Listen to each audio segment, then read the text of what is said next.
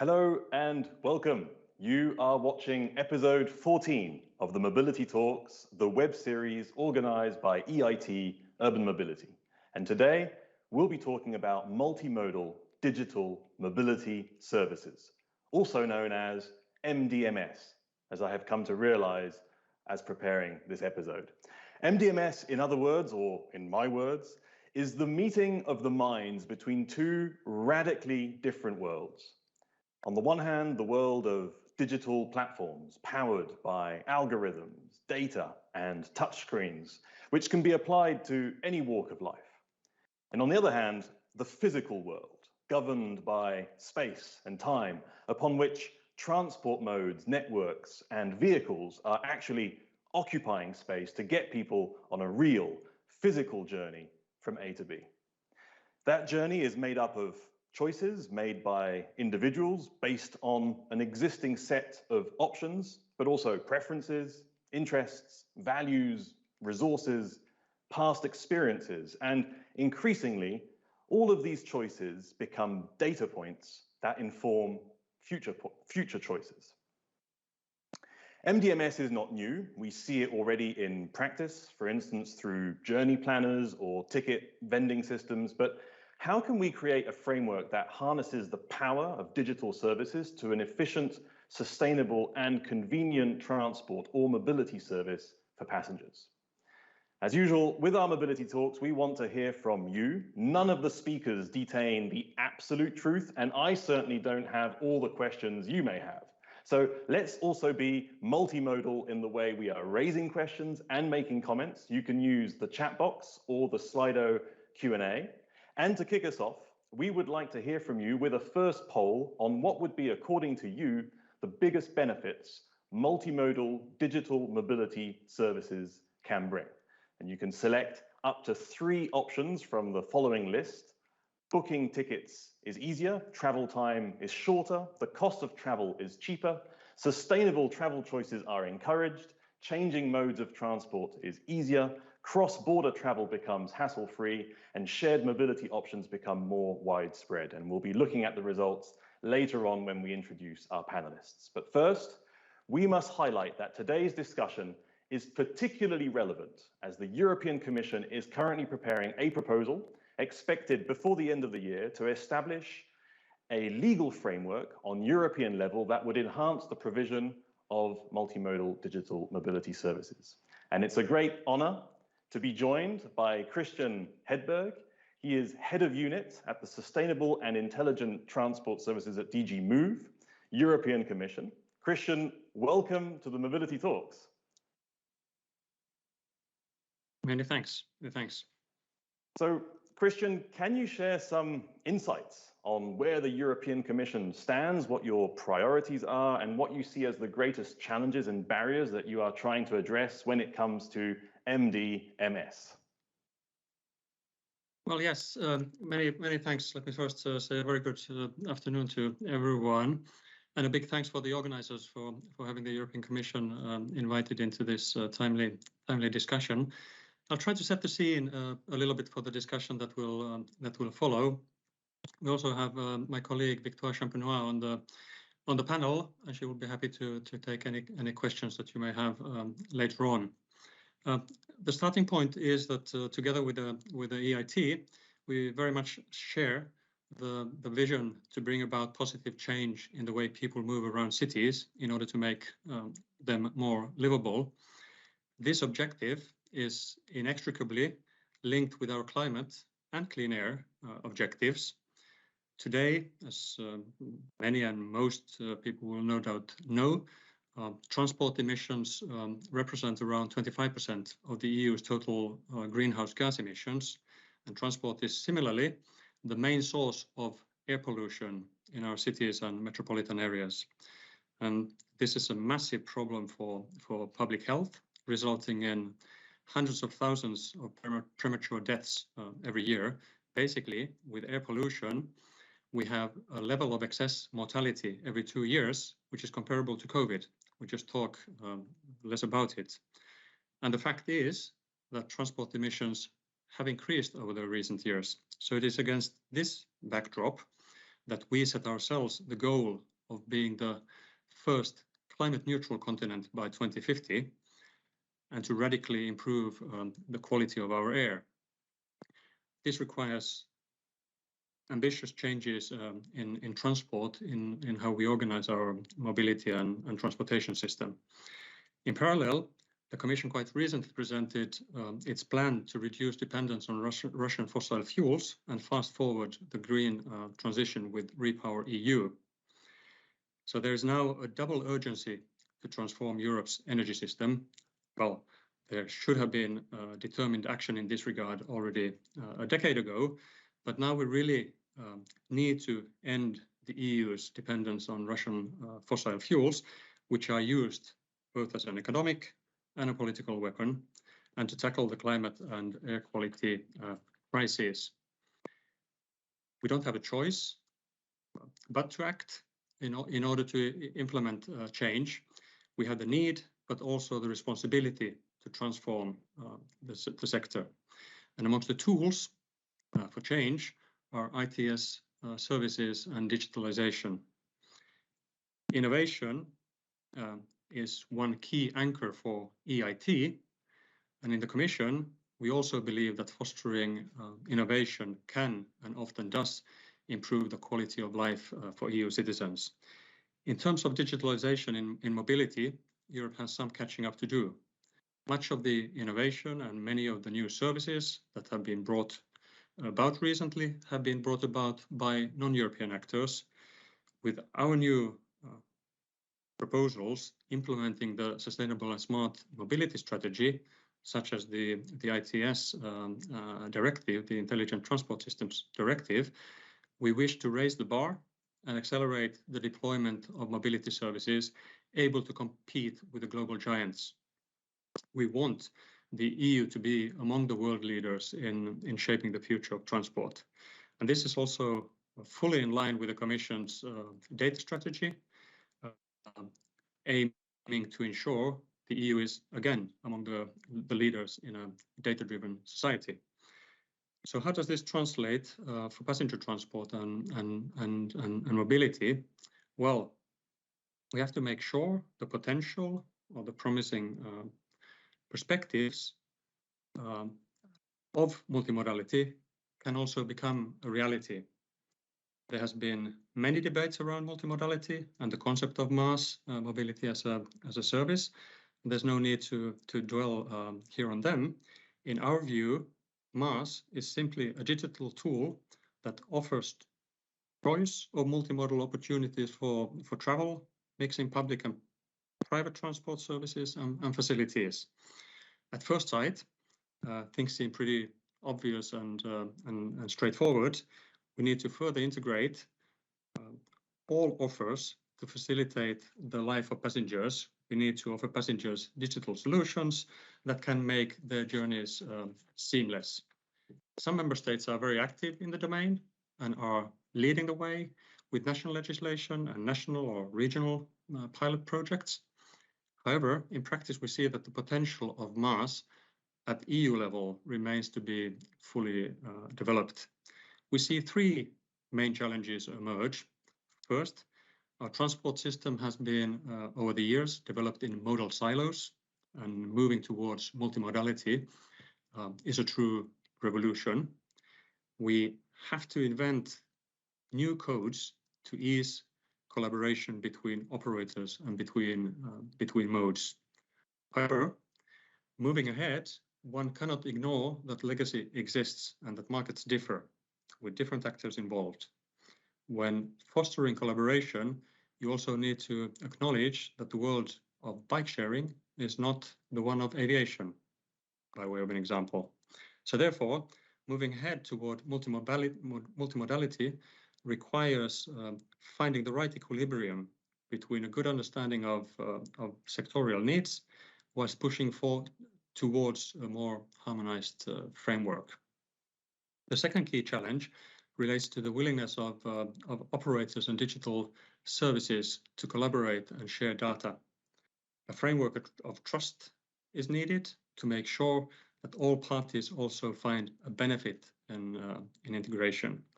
we must work in detail what a FRAND framework for mobility as a service for MaaS means. FRAND standing for fair, reasonable, and non-discriminatory conditions of compensation. Again, this will require a lot of balance. We see a need for operators to open up, but we also acknowledge that it has a cost and that it is sensitive in terms of competition. On the other hand, we see that digital services have a key role to play, but we don't want them to become the new gatekeepers. Finally, and thirdly, we crucially need to ensure that digital platforms support our sustainability objectives and promote the most sustainable transport modes for passengers. This includes active modes, walking and cycling, for first and last mile trips.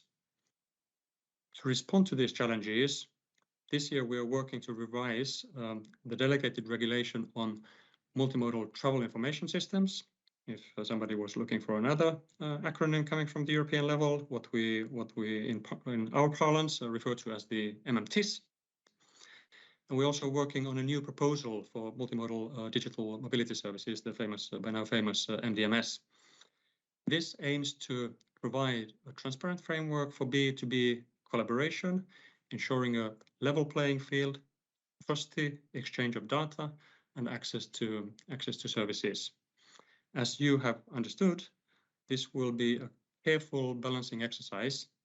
We very much count on the support of everybody on this call, everybody in the widest stakeholder community to find the best way forward and help us achieve the multimodal revolution, no less.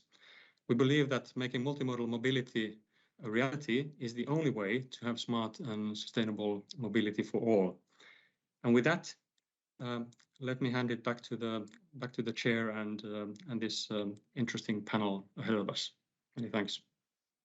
Many thanks, Christian, for being with us and for setting the scene. You've touched upon a lot of big political challenges and also a number of different pieces of legislation, regulation that all intertwines and interconnects between mobility, digitalization, and also the broader sustainability and energy challenges ahead of us. So thanks for that. We'll see you hopefully another time in the Mobility Talks. Bye-bye. And now to go ever deeper into this topic, as Christian announced, we will be joined by our panel. I'm joined by 4 panelists who will take us through different perspectives on the issue. First, the continuation of the European perspective with Victoire Champenois. She is Policy Officer at DG Move in the European Commission. So hello, Victoire, thanks for joining. Hello, good afternoon, thank you. Good afternoon. We have Pedro Moreira. He is Head of Unit for Coordination of Public Transport at the Municipality of Braga. Hi, Pedro. Hello, good afternoon to you all. We have Martí Joffre. He is CEO at NEMI. Hi, Martí. Hi, good afternoon. Good afternoon. And Alexandre Santacreux, Secretary General of the European Metropolitan Transport Authorities. Hi, Alexandre. Hi, good afternoon. Good afternoon. So while Christian was giving his keynote speech, we were asking the audience what they see as the biggest benefits that multimodal mobility, digital mobility services can bring. So let's have a look at the results. Let's check out what the audience is saying. So what we can see is that as a big number one is the sustainable travel choice that is being encouraged, that is being facilitated. Coming close second is the ability to change mode of transport, so this intermodality, multimodality aspect. And third is making shared mobility options more widespread. People are continuing to answer, but this gives us a sense of where the audience is heading. I would like to start off with this question to you on the benefits, because sometimes when we go through these topics, we get our head down and we want to do a good job on the topic, but sometimes we forget exactly why are we doing all of this. So I'd like to start with you, Victoire. We're developing all these multimodal digital mobility services, but in the end, according to you, Who really benefits from this? Yeah, thank you for the question. I think I will just maybe slightly rephrase your question rather than who benefits to who should benefit. And in our view, clearly with what we are doing in the European Commission, we see that passengers definitely should ultimately benefit, both when looking at the local context in terms of finding information about possibility, about car sharings, but also long distance. And I'm happy to see that it was one of the potential responses in your question to easily book tickets across border, to find access to rail offers, for example. We receive a lot of complaints in the European Commission about the difficulties to have access to all rail offers. So ultimately, as Christian was mentioning, we see digital tools as an enabler to enhance access to information and facilitate booking. So it should be first the passenger that should benefit, but it should also be in the interest of society as a whole. So we need to make the link between services that truly responds to the request of passenger, but ultimately serve a public policy objective. And Christian has mentioned it, we have strong Green Deal objective, and we believe that digital tools, digital services should be shaped to nudge behavior towards the most sustainable transport mode, should provide information on greenhouse gas emission. So that is really important, that those services should benefit the public as a whole and enhance modal shift. And my third answer to your question would be that in current common task, it should also benefit and support authorities, local authorities, to pursue their policy tasks in terms of mobility management. Through those integrated digital platforms, they can get a lot of intelligence and a lot of data to help them carry on their mobility management tasks. So this is extremely important for us as well, that they can gain from it. So that would be my answer in a nutshell to your question on who should benefit. And I would just like to add a final point, that we should not forget that digital platforms are really important. They can help achieve modal shift and help us with climate change. But the infrastructure layer is also as important. So we have a digital layer that should be connected with a strong infrastructure layer, enhancing multimodality. And the question of passenger right as well, on which we might come back later, will further help finalize this puzzle to achieve multimodality and help passengers. Okay, so passengers, society at large, the environment, let's say, and local authorities as well. So you mentioned local authorities should benefit. Pedro, you're representing here a local authority. Who do you think should be benefiting then from these services? Yes, as part or as a representative of a city, I think that is very important for us to make this compromise between the different stakeholders. Obviously, for a public decision maker, the focus is essentially on providing the service for citizens, for those who live or work in the city in all its forms, in the user, the shop owners, the companies of mobility or others, for whom the mobility system is a crucial factor of success or not. The citizen user has the need to get information as soon as possible and with the highest quality possible. This will obviously influence the behavior, behavior in the city, promoting some modes or discouraging the use of others, like cars. Sometimes people's perception is different from what the data allow us to know. And that is very important. That is a very important tool for any citizen to get access to data.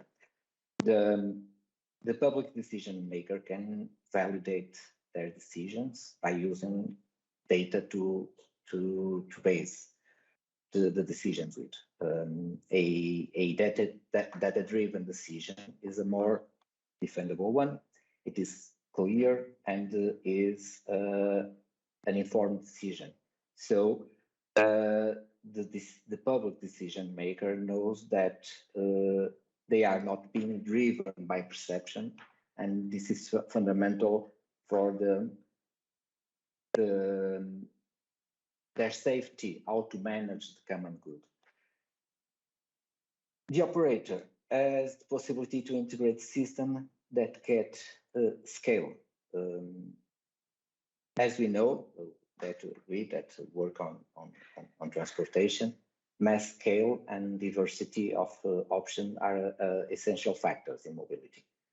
Few things degrade the perception of transport modes more than the feeling of captive users, whether for reasons of lack of options or lack of knowledge of information.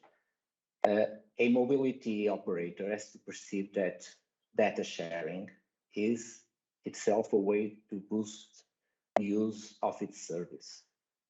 So networking is the essence of multimodality. Also, companies and industry also benefit from the economic dynamism of the city. And the city is more dynamic, the more efficient is its mobility system.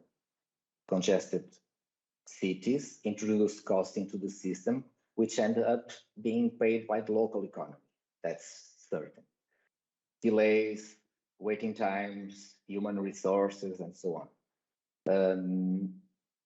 Also, the workers themselves are affected by mobility difficulties, which introduce added costs to companies in, for instance, benefits such as the exclusive use of car that's very used in Portugal, for instance. In a system capable of integrating the entire mobility offer, companies, industry could use those values for measures to benefit the quality of life of their workers, or even to increase their monthly remuneration. So there's a wide range of people that can benefit from this kind of information and from the smart mobility and intelligent mobility. Okay, yeah, you highlight the importance of the informed decision by the citizen, but also the impact of urban mobility on the broader economic dynamism of a city, and these are things that we need to bear in mind as we shape a framework for all of this. If I go to Martí, you're obviously providing such a solution. Who do you think benefits from the solutions that you're providing to local authorities? Yeah, certainly the users, it has been said already, passengers, but I would be a bit more specific even. I would say passengers or users of public transport or potential users of public transport. Since we have probably public transport is the best alternative in most of the cases in core network. The problem is when you want to offer this kind of capillarity to low demand context, the region, is when multimodality becomes necessary. This is the kind of offer we are working with public transport operators and authorities to provide this federal line to the core network. And here, for sure, improving them from digital perspective, but also from the service perspective is very important. First, there is the service, then becomes digital. But in so many cases, we are missing the core elements, which is a good service. And this is what we are trying to offer. And second, I think the importance of digitalizing all these services, all the information that you gather that is useful for city planners or mobility planners to better understand the demand, the offer, and offer much better services. I'm afraid on the user perspective, there are alternatives. So it worked for long without the digitalization, and we are improving in that sense.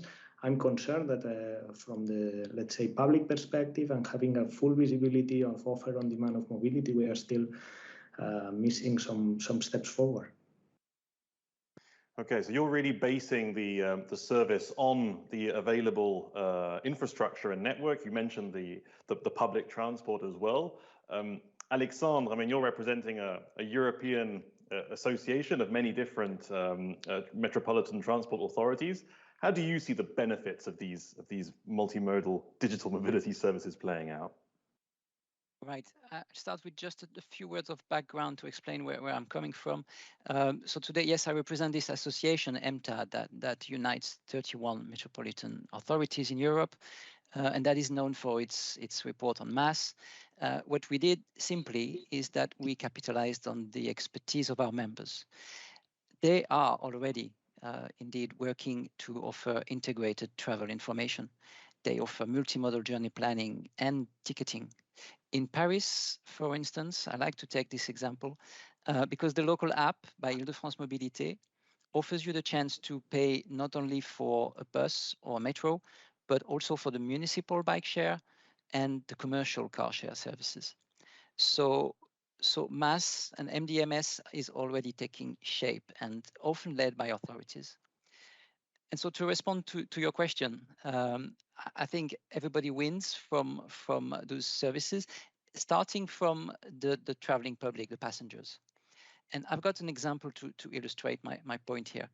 I recall times when I worked in Transport for London, and I recall a major transport strike there. And what the authority realized after the strike, looking at travel card validation data, is that many people did not come back to their old routines, their old journeys on the underground, for instance. In other words, they found more attractive routes or combination of modes to reach their destination. So why had they not realized before that their routine was not optimal? Because by definition, we're talking about a routine here, and people don't challenge a routine. So we have the hope that an integrated journey planner could help people simply discover alternatives and take them seriously rather than stick to their routines. This is particularly important when you think of those solo drivers.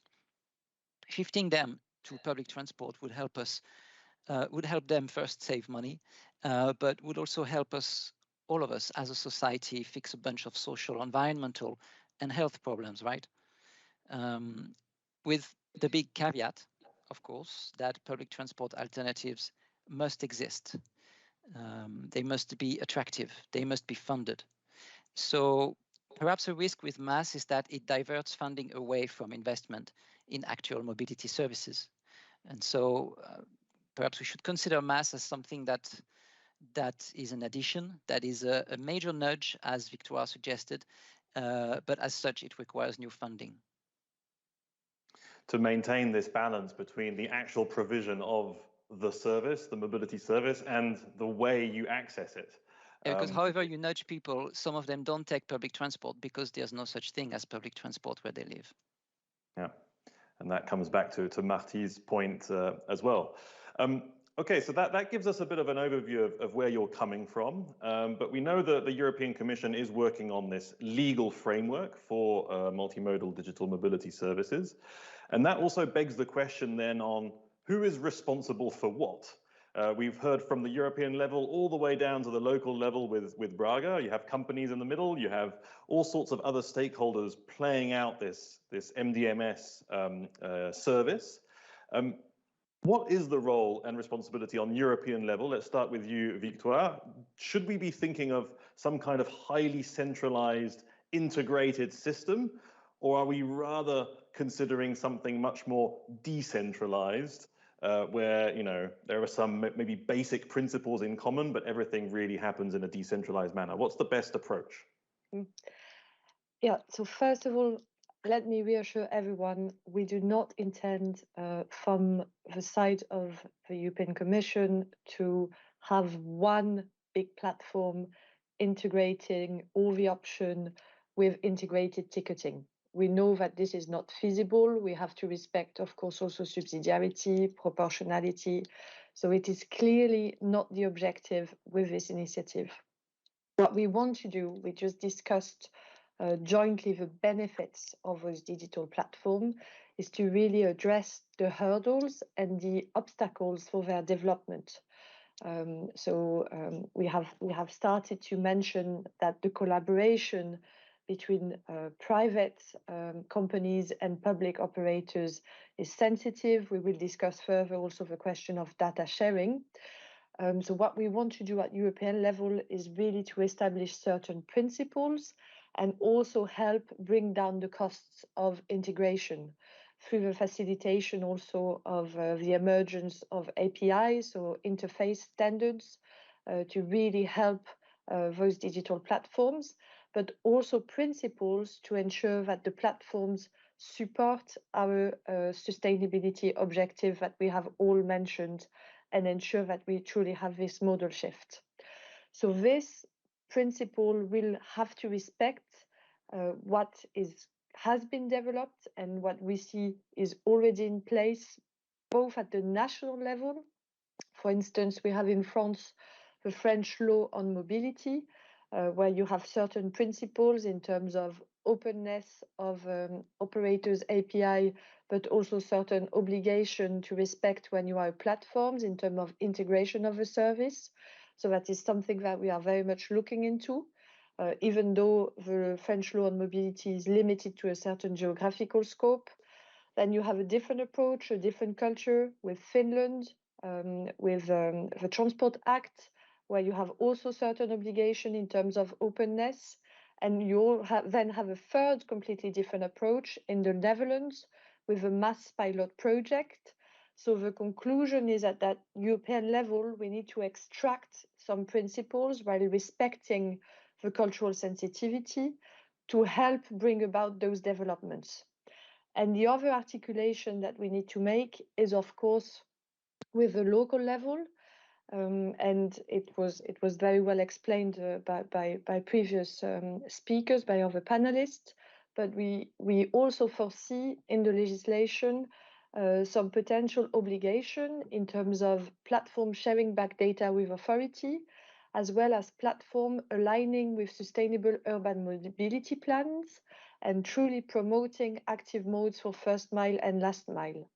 So it's really the difficulty of the exercise is to extract the high-level principle that will help integration, help the development of platforms, while respecting, of course, the cultural sensitivity at national and the local needs as well.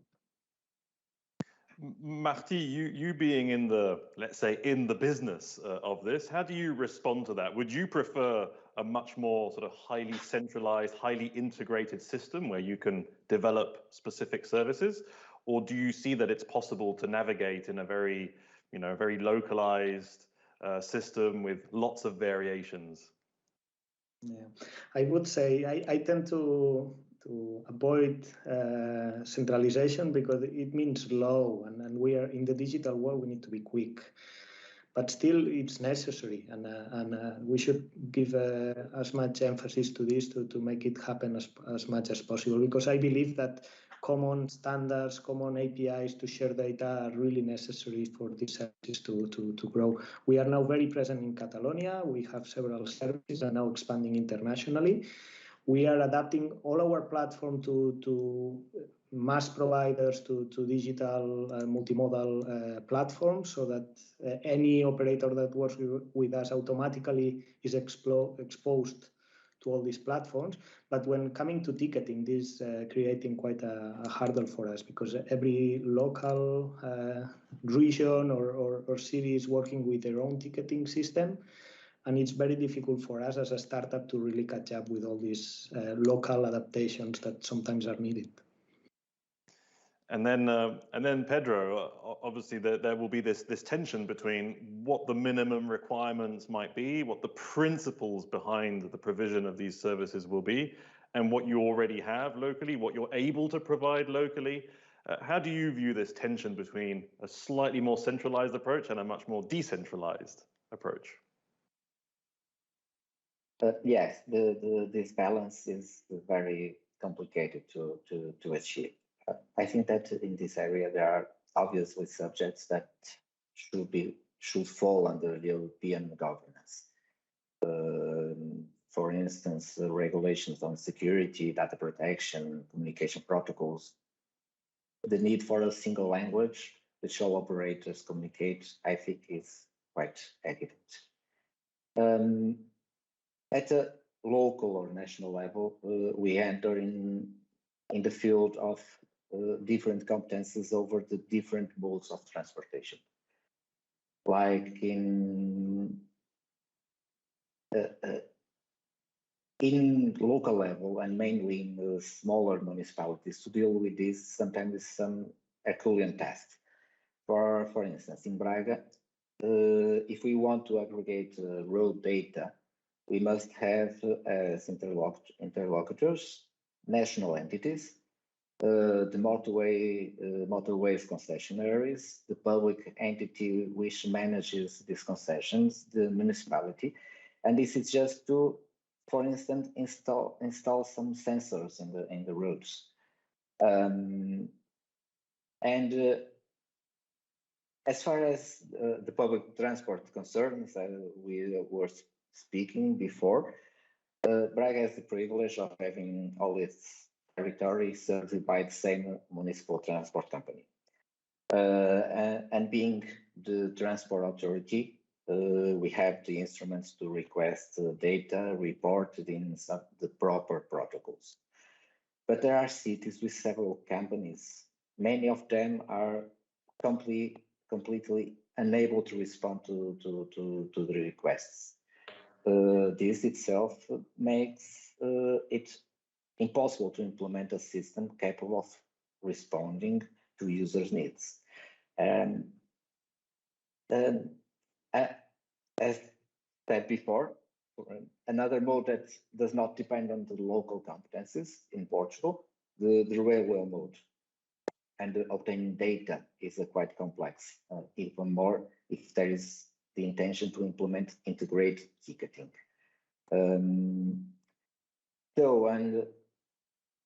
Answering in some way to the question, there are desirable levels of decentralization, but they require coordination between higher levels of governance. While each locality should be able to structure its system in the way that best suits its users, there are minimum requirements that should and must be pre-established. Too great dispersion will become unproductive. We're talking about ticketing, for instance, and considering that we are talking about this mass logic, I understand that there is a need for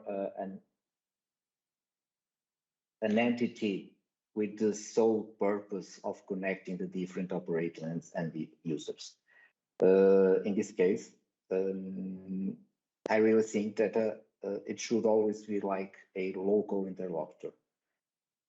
One that knows the reality, that speaks with each operator and can negotiate with them at any moment with no barriers. And I'm talking about from the integration between the different public transportation operators, their integration with the other modes such as bicycles, scooters, cars, and railways. There are tough negotiations that only those who are in direct contact with each operator will be able to understand. And this really talks about the big differences in governance between the digital players, let's say, who require a very lean, flexible, quick, fast-moving approach, and the governance of transport, which is very, local, with national, local, regional constraints. Alexandre, what kind of governance model do you foresee that would be most useful for you to actually achieve what you were saying, something to the benefit of passengers?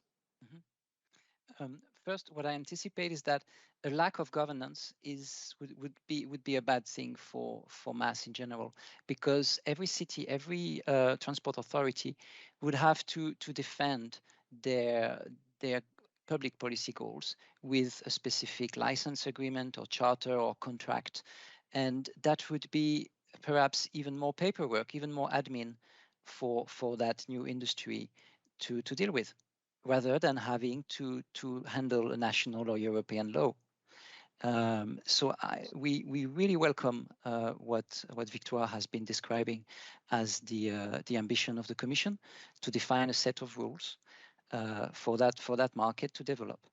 And to be more precise, perhaps, EMTA, our association, considers that a sustainable mass ecosystem defending public value requires the creation of a public digital infrastructure at the regional or at the metro level. We also believe that mass ecosystem should be openly accessible, and so that any actor from anywhere can integrate all the transport modes in the region into their national or international multimodal service. In other words, participation to the ecosystem should be non-discriminatory. So these are some of the principles we promote. I agree with Pedro, of course. We also need the European Commission and the national authorities to defend data protection standards, such as the GDPR. This is to protect citizens and to secure their trust. We badly need that trust. And with regards to ticketing, here again, EMTA developed some positions, some principles, together with police, the network of cities and regions for transport innovation, and together with UITP that represents the wider public transport community. What we say is that local authorities have the local knowledge, they have the experience, and they have the democratic legitimacy to develop multimodal digital mobility services. So those local authorities at the municipal, metro, or regional level, they are the problem owners, and they are in charge of fixing it. They know how well the pollution, the congestion, the social exclusion, and other consequences of a car-dependent transport system. So our joint paper with police and UITP says, and I quote here, that the EU should encourage and enable local and regional authorities to describe the conditions of resale of publicly funded transport services. So that's our position. Yeah, understood. And that also then maybe begs the question around how will resolution of conflict be carried out? Because when you have a level of governance and a level of responsibility attributed to a local level, a national level, regional or European, there is a place to go to. And it's usually easier to have some sort of single place to go to. Is that something that you're already anticipating in this framework, Victoire, to have some sort of conflict resolution mechanism between all these different local players, and the fact that they'll somehow need to be coordinated and may not always be able to achieve that? Yeah, absolutely. I was going actually to come back onto this question of enforcement. If we have French principles at European level, we need to think how this will be enforced. And in this respect, actually, in the context of a data strategy, the Commission also published the Data Act, and it's currently being discussed. It's on the co-decision process. And in the Data Act, you have also the requirement to have friend principle when you share data. And you also have an article looking at enforcement in member states. So that's something that we could also potentially use for the MDMS initiative. So to make the link and avoid that you have also different layers of enforcement for the Data Act or for the sectorial initiative such as MDMS.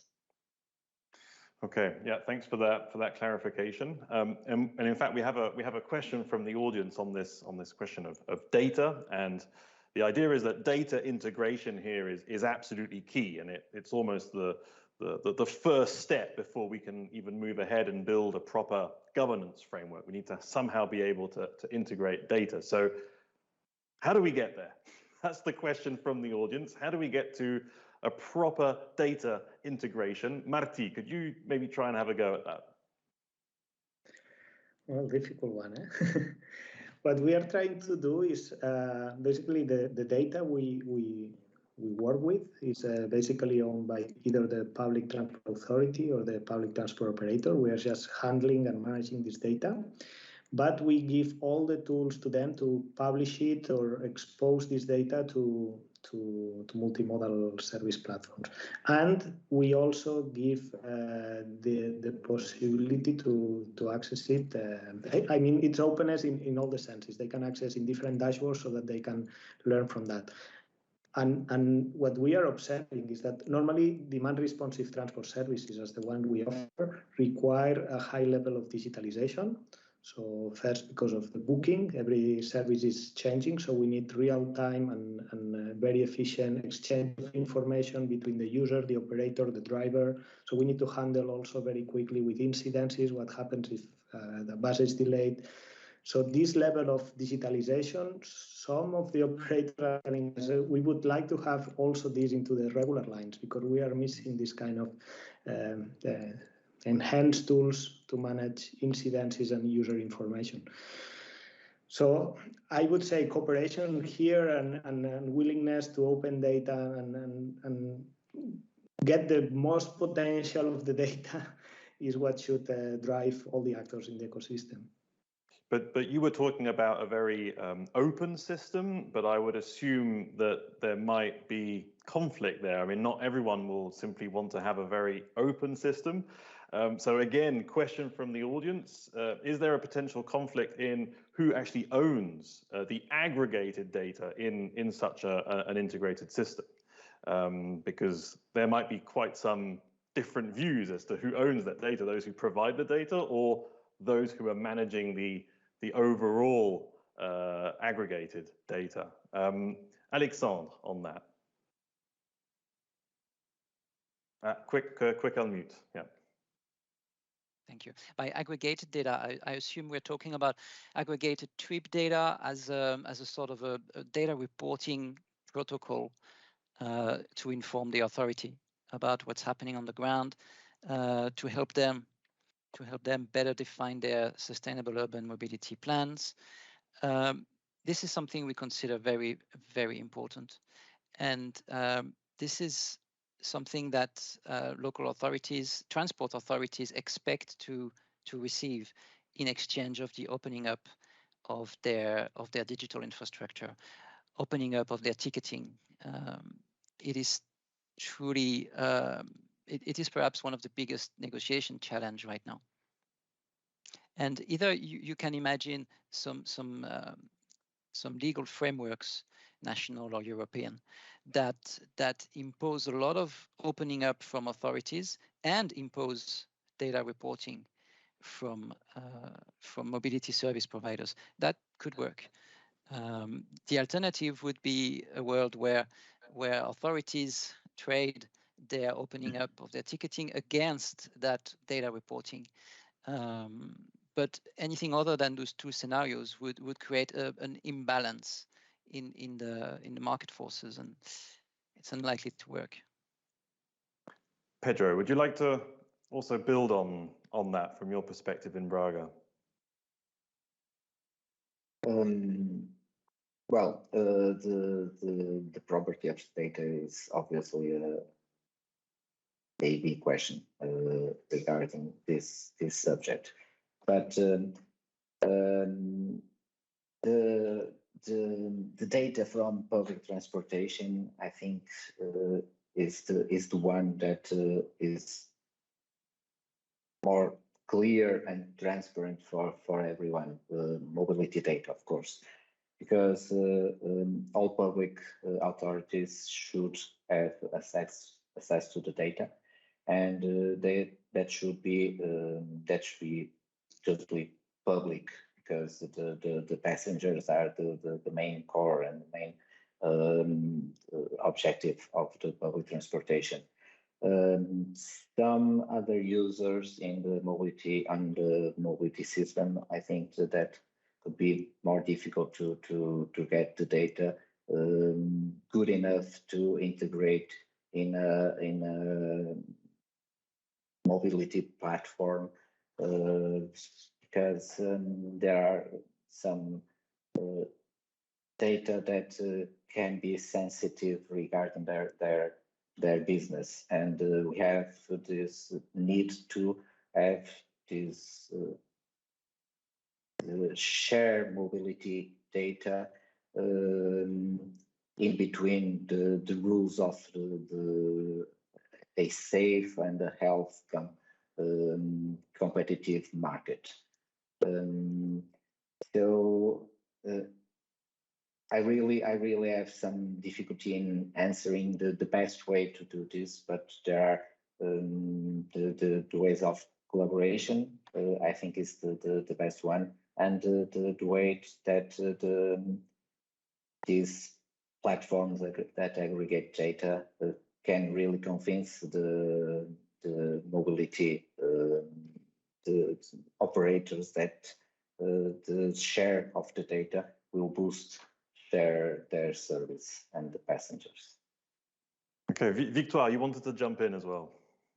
Yeah, no, I just wanted to react on what Alexander said, because I just wanted to highlight that really this question of data reciprocity, both between operator and platform and governance and platform, is really at the heart of what we will be looking into with the MDMS initiative.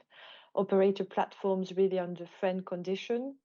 And I should have mentioned, but we also currently have an impact assessment process analyzing all the cost and benefit of the potential policy measures that we will take.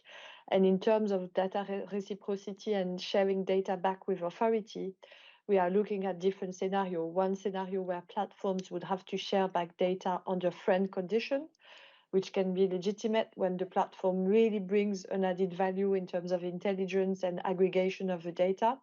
But also there could be an argument to make that the platforms would have to share data free of charge to authorities. So I just wanted to highlight that this is really at the heart of what we're looking into, and that there's also currently an assessment on how to go forward on this.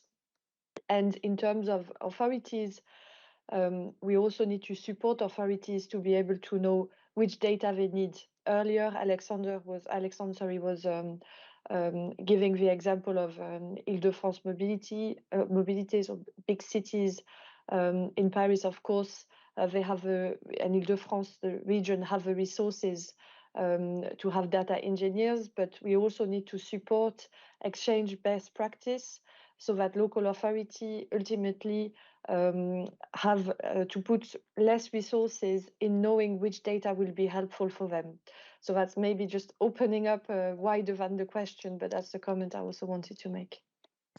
Yeah, no, that's an important one. And beyond also the questions of governance, one thing that strikes me is you were talking about how this will be important to nudge behavior, get passengers to choose a certain type of mobility. So it seems that the data will not only inform policy, but it will also inform massively passengers and the choice that they will make. So how does one also deal with this? Because this nudging behavior as a citizen, I would assume it should really be coming from some kind of public authority, as opposed to a private body that would say, well, take mine, and I'm going to nudge you to take mine, and I'm going to tell you this is the most sustainable option.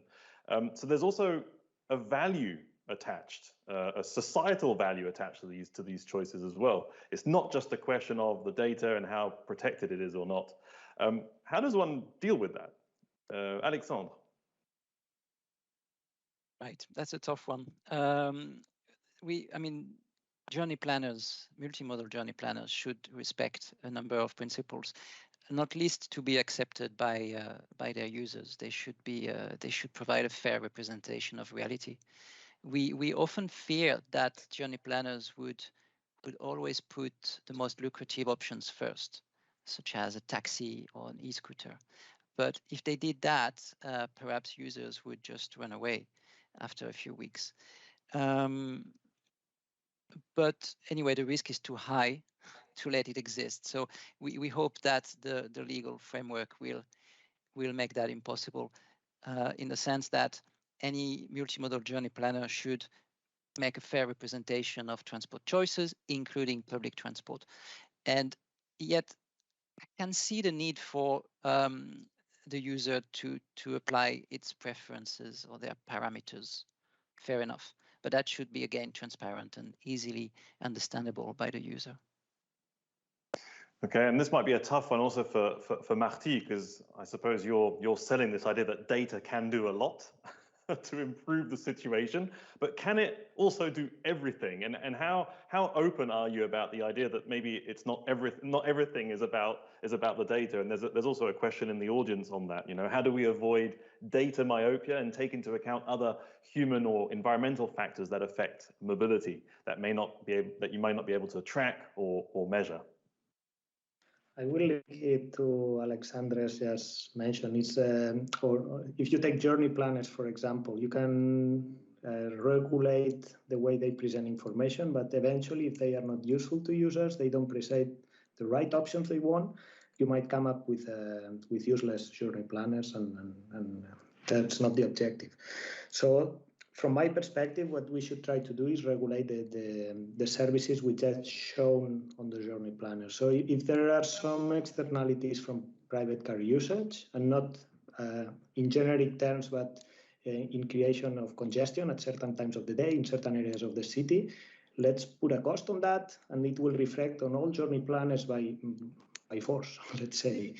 If you want to create an incentive on using sustainable means, conceived from the public authorities to subsidize first last mile options with these sustainable means, so that at the end, in any journey planner, it will reflect all the social, let's say, objectives are reflected somehow in the journey planners by default. Mm-hmm. Is this something that you are looking into, Victoire, on European level to get some kind of some principles on how trips and choices are organized and preferences are organized? Is that something you're looking into? Yes, definitely. There's a couple of things. Here we can see really the tension when we try to regulate between innovation and regulation, and making sure that platforms that will come out and that will develop in the future really respect our policy objective. And with this in mind, we are looking into neutral display principle. So to avoid indeed that you self-preferentiate, or that you put taxi players because you just have a commercial agreement with that actors, that would go against the objective that we have set ourselves, and the idea that platforms have to respect sustainable urban mobility plans at local level. So really this question of neutral display is important for us, and we are also looking potentially at default ranking option. So of course the passenger could change it, but when you do a search, potentially could CO2 emission be a default ranking option? Of course, the question behind it is the methodology to calculate greenhouse gas emission. That's another tricky one. But I also just wanted to mention on this point that at European level, we already have also regulations on platform that would apply to this type of mobility service. Is the platform to business regulation, where you have an obligation to be transparent about your algorithm. And the idea with FDMS is to potentially go a step further. You have understood with promoting and ensuring neutral display, so that the offer is really reflected on the digital layer, and potentially also this question of default ranking to promote sustainable modes. Okay, and when setting up these systems, should they be public systems, or can they be also maybe sponsored through the private sector? And there's a specific question on that in terms of the local authorities and how they will be imagining these shared mobility, digital mobility services locally. How does a city like Braga, for instance, undertake this? Do you think it should be carried out by the local authority as a kind of political public initiative, or can it be sponsored by the private sector? We are conducting this work, thinking about this public sector involved from the beginning till the end of this kind of platform. Mainly because we have this trust question about all the operators in the system, and the competitive factors involved in the mobility sector. As we have as a city this public transportation company that is owned by the municipality, in my opinion, the public transportation is the barebone of the transportation of those platforms and the journeys planners. It is quite obvious for us that we should have this integration with public transportation, trying that people can use the most effective way and the most optimal way their journeys. Of course, we want also to implement some kind of political choices in the city. We want to make this change about behavior on traveling. We want to remove cars from the city. So if we don't reflect that on our journey planner or this multimodal platform, perhaps we are not able to follow our political and environmental energy goals that we have for the city. So, in my opinion, the public should be the main actor aggregating all the data, always in direct contact with the private sector. Do you agree, Alexandre? I mean, just as a kind of analogy, I'm just wondering, if the European Commission were to come and to say, right, we need to build tram lines in every city across Europe, let's say, is it something similar than saying we need to develop, highly efficient multimodal digital mobility services in every city across Europe? Are we talking about a political decision, or is it actually quite a technical decision? That political push from the Commission is perfectly understandable, and it's for very legitimate reasons, especially considering all the principles that Victoire mentioned. So that should be accepted, although it has a cost. MaaS has a cost. It is a heavy digital infrastructure that we're talking about.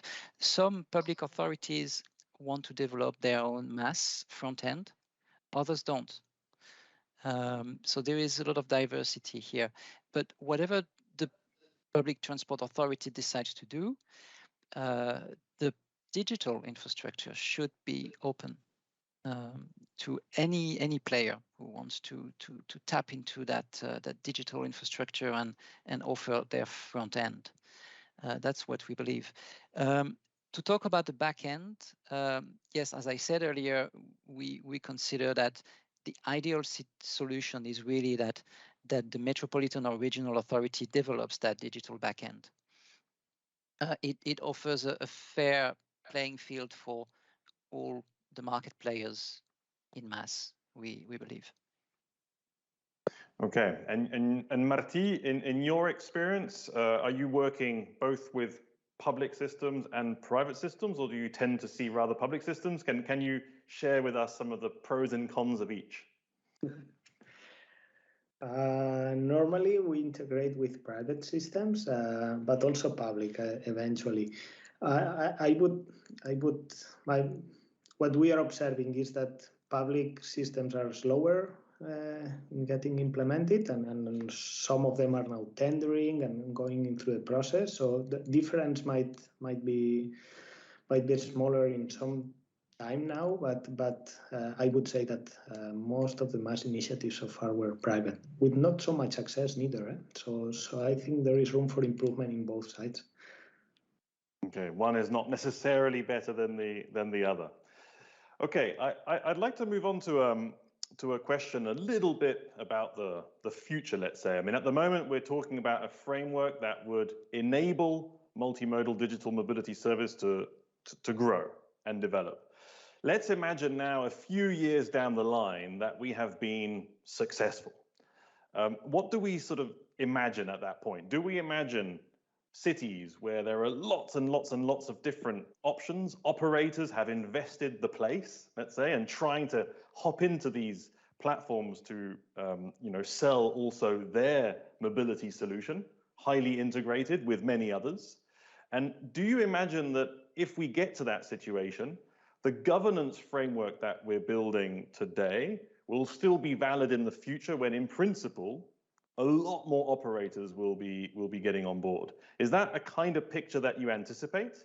And what kind of mechanisms do you think would be important to make sure that the governance framework is not just fit for the transformation, but also for the implementation over time? Maybe I can start with Victoire on this one. Yeah, that's a tough one, I have to say. But indeed, whatever we are doing, we are trying to be future-proof.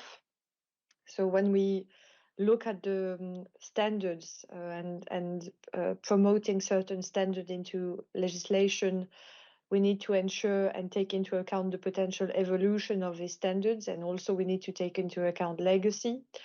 And when we look at the principle, and I think what your question also relates in a way to what Alexandre was mentioning earlier about the idea that we need to ensure that platforms in the future remain open. So at present, we do not have so many examples, or really mass platforms are in their infancy, but we need to think about potential risks and avoid also that platform become some kind of gatekeepers, where they do not let smaller operator enter the market, or where they self-preferentiate. So that's something that is difficult to regulate at present, because we might not have so many examples, but we want also to take into account to ensure that it does not happen. Yeah, and we see that happening in other walks of life that have been highly digitalized, even just browsing. Martí, how do you see that?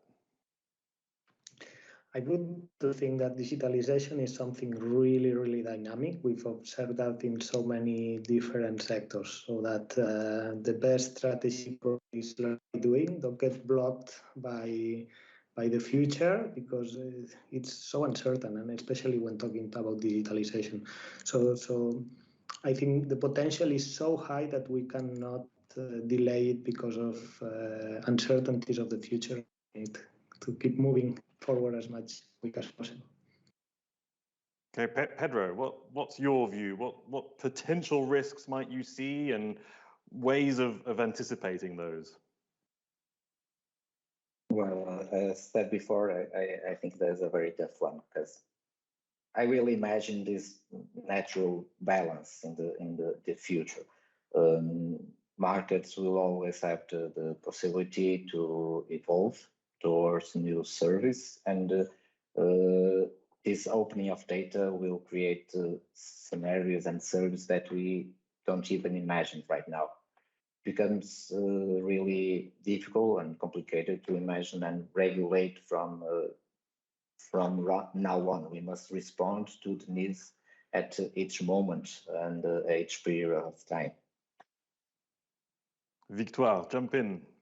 Yeah, no, I just wanted to react also. I forgot to mention something, but Pedro made me think about this, that we are also, of course, currently looking at building data spaces, as we announced in the data strategy. And I think indeed in the future, linking the different data sources and the different data spaces that we will build, mobility data space, Green Deal data space, tourism data space, will help us really, and we cannot foresee what will come out of this, but certainly benefits for citizens. So really ensuring that there's interoperability between the different worlds in cities, with discussion around smart cities, is also very much on our radar, and a trend to look into for the future. Okay, and Alexandre, I have not forgotten you. You need to actually also give it a shot. I wanted to react. You describe a picture of a future where there would be plenty of mass players providing advice to travelers, providing ticketing to travelers. And that's a future we are actually hoping for. This openness. We talked today about the openness of the mass digital infra. We talked about the non-discriminatory nature of that mass digital infrastructure. So the world you describe is the world we have front and center in our radar. So I hope we can plan and draft legislation that would cope with that. And if we are wrong, then that legislation should be flexible enough to be reviewed. But won't that openness have an effect on cities, on public space, on I would imagine that might lead to a very atomized way of doing about your business, doing very short journeys. I mean, we're already seeing to some extent, different mobility options that you see on pavements and squares. And would there not be a risk that this would just grow and grow and grow? On that, I would not overstate the power of mass. We describe mass as a nudge, as a fantastic nudge, but nudges have their limits. People make travel decisions on the basis on what's out there on the streets in terms of infrastructure, vehicles, frequency of service, and price. And those infrastructure signals are ultimately the most powerful ones, and they determine the shape of our cities.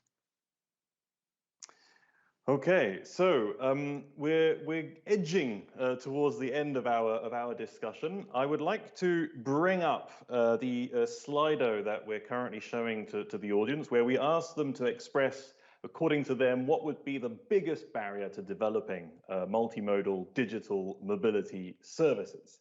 So this is a word cloud. So what we see in this word cloud is that the complicated aspect is to guarantee that self-preferencing does not win. That was something I think that Victoire mentioned. We have to deal with the fact that municipalities have very different roadmaps. So I guess the complication of the combination of all the local aspects. The governance structure, absolutely key to get that right. I would like to go back to you then and ask each panelist to give us a sense in a conclusion as to what would be for you the greatest challenge that you need to overcome to deploy a successful framework for multimodal digital mobility services. What do you see as the biggest challenge, and how do you think you will be able to respond to that challenge? So one challenge and one key solution, okay? Just so that we're able to project ourselves into this future. And I would like to start with Pedro first. Well, I think in this matter, there's one main challenge, and that is trust. It is an important challenge. Users trust in different players of this ecosystem, this mobility ecosystem. Getting the trust of users is, in general terms and in any field of activity, something that requires some commitment, some investment. Trust is one of the most powerful factors for any organization. And in this data economy, where quickly promising products and services become unnecessary in a very quick way, is essential.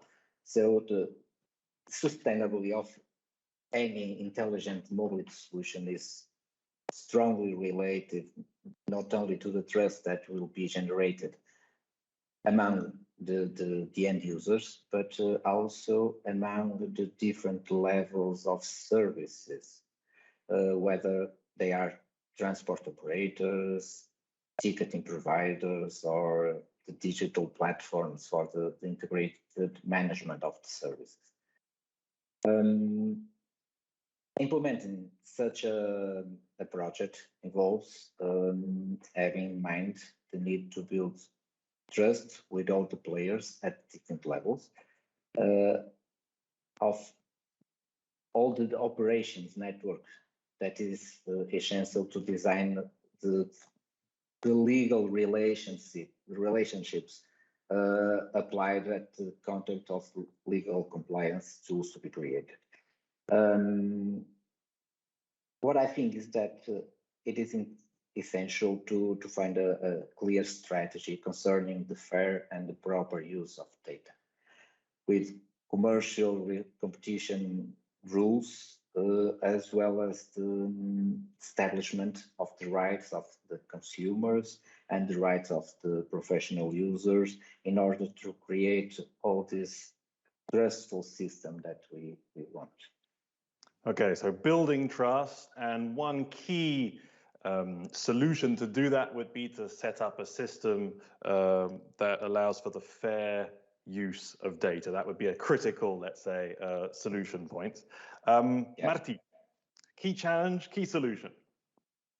For me, the challenge would be that in some way public authorities are able to collect or to be able to access all the data on offer and demand of mobility. This will be key to analyze KPIs, to see how it evolves, and then regulate according to that. So for me, that would be the main challenge to address. Based on information, then you can react. But I think we are missing still parts of the whole picture of mobility in our cities and regions. I don't have a straight solution for that. I'm sure Victoire or Alexandre can better answer on this one.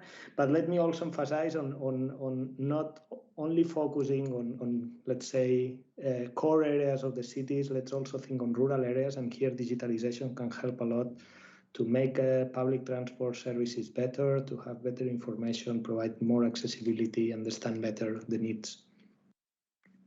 Yeah, thanks. And actually, there's just a question now in the audience on that. You know, what are the panelists' thoughts on mass services for vulnerable users, disabled, elderly, people who aren't particularly tech savvy? So you mentioned that there might still be an option. I'm not sure for the non-tech savvies though. That might be difficult.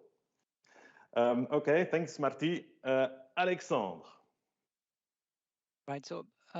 In terms of challenges, I think this conversation helped us realize or confirm that the governance questions are the biggest challenge with MAS and MDMS, rather than technical questions. And we are in a situation where public transport authorities would not let a MAS model develop that doesn't promote public interest, and that doesn't acknowledge the role of orchestrators that those authorities are claiming towards sustainable urban mobility. And so there is a risk of gridlock in which every authority, every operator will try to draft their terms and conditions, as I said earlier. So we call for some key principles to be defined at European level. And for that, actually, I have an example I didn't mention earlier. It's Article 109 of the French law on climate change and resilience. It introduced data reporting requirements. It says that in order to facilitate the design, implementation, and evaluation of the mobility management missions of a local authority, a transport authority, the relevant data from digital mobility services should be made available to that authority. That is a very positive development. I'm sure Victoire and the Commission are aware of that, and we work closely with them through their Multimodal Passenger Mobility Forum, so that the European regulation embraces the French vision on that point of data reporting. Brilliant. Okay, so the importance of governance and a data reporting system that also supports other political objectives, especially the public interest, which is an obvious political objective, or should be an obvious one. Okay, thanks, Alexandre. Victoire, your key challenge, and you'll probably have many, but you'll need to pick one, and solutions. I suppose you'll also have many, but you'll need to pick one too. Yeah, I'm not going to be very original because I'm the last one to speak, and I think a lot have been said already, but really the key challenge for us is to try and find an equilibrium to make sure that we have an interest for all players, for digital platforms, for operators, but that platforms are really shaped in the interest in the interest of passenger and in the public's interest. And the challenge is that really one size does not fit all. So we really need to also make sure that all the sensitivities, the national levels, the national layers, and the local needs are respected. And our answer to this is really to try and set high-level principles that will hopefully give guidance and provide a framework of trust. I think that's the objective. Perfect. Victoire, thank you so much. Pedro, Alexandre, Marty, thank you so much for having shared your insights. I think we get a sense of the complexity around the issues of governance. And when we're talking about business development, growth, digitalization, innovation, it's also about something accessing the market. And in this case, the market is very much public space. And it's not so easy just to enter that market. I mean, we need to take into account a lot of considerations, and I see that you're taking into account a lot of considerations, and it will be really interesting to see how this dialogue moves forward and how much you'll be able to build this trust between public players, between public and private sector, and within the private sector itself. So a lot of work ahead. Thank you so much for having shared your insights. Thank you. Thank you. Thank Thank you. you. And now I am joined by Bernadette Bergsma. She is Director for Communications and EU Affairs at the EIT Urban Mobility. So Bernadette, you've been listening to the conversation. Can you share your conclusions or at least thoughts at this stage? Yes, indeed. Well, I'm very impressed, and it was really interesting to listen to you all. I think we had a very good discussion with different points of view and different points of expertise as well, and a lot to think about, actually. So mobility as a service really involves so much more than just an app-based ride sharing, right? It represents a completely new way of thinking about mobility and transportation, and it's closely aligned actually to the genesis of the modern day smart city. At its core, the idea is actually quite simple, because rather than transportation services as they are today, right, very siloed off in separate funnels, MaaS actually seeks to integrate them much more efficiently and thereby saving time and money for the end user. So MaaS and user-centric offerings like demand responsive transport are key sustainable mobility enablers. They have the potential to make shared mobility so much more attractive to people that they might eventually not even need a private car. And the ideas that we heard today actually are contributing to unlocking this potential. MaaS is a response to the trends of modern day urban transport, where ownership is replaced by shared mobility and multiple modes such as public transport, ride sharing, bike sharing. And these are all, well, often routinely combined in one single trip. So with less young people actually having a car, or I would say not even having a driver's license, MaaS seems actually to have the market share cut for it. So, and another thing I think is very important to say is that it can also offer personalized door-to-door services to people with reduced mobility and really offer a tailor-made solution.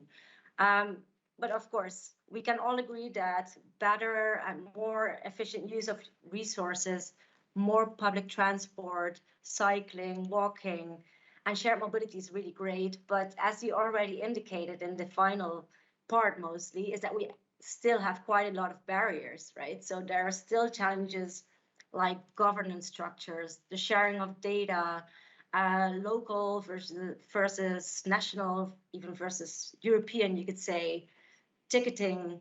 We might not need more funding to really make it work for all people, not only those living in the city and with their mobile in their hands, right? And sometimes it's even just about working together. So this is already very complex. And at EIT Urban Mobility, we aim to have an increased awareness about the topic and to also offer some opportunities to work on those. Just to name a few, we have a call for proposals, which is called Challenge My Cities, where we connect cities with a specific mobility challenge and providers with a specific with a solution for that city, and they actually then test or pilot these solutions in the city in real life. So we bring the city and the solution together. We also have business acceleration for startups that nudge positive and sustainable behavior, like, for example, a Swedish startup called Nudged, or of course, NAMI with the DRT technology platform. And last but not least, we have a thought leadership study coming up on demand transport, demand responsive transport. This will be published at the end of the summer. So really keep an eye on that, because there will be really meaningful conversations about business cases in it, knowledge and research that is currently available. So really an interesting one to look forward to. And well, I've spoken already a lot, and I just want to mention a couple of last things. To stay tuned for next mobility talks, of course, planned for the end of August. And very important as well is our flagship event, which takes place from the 15th till the 17th of November in Barcelona. It's called Tomorrow Mobility World Congress. One of the sessions is actually on demand responsive transport. So this is one of many topics with many interesting speakers, experts like yourselves. So I really hope to see you there. And last but not least, I want to thank all the speakers. Really, thank you for sharing your knowledge, your ideas, your expertise. It was great to have you here. And of course, thank you, Jean-Paul, for the great moderation as always. Thank you all, and I hope to see you soon again.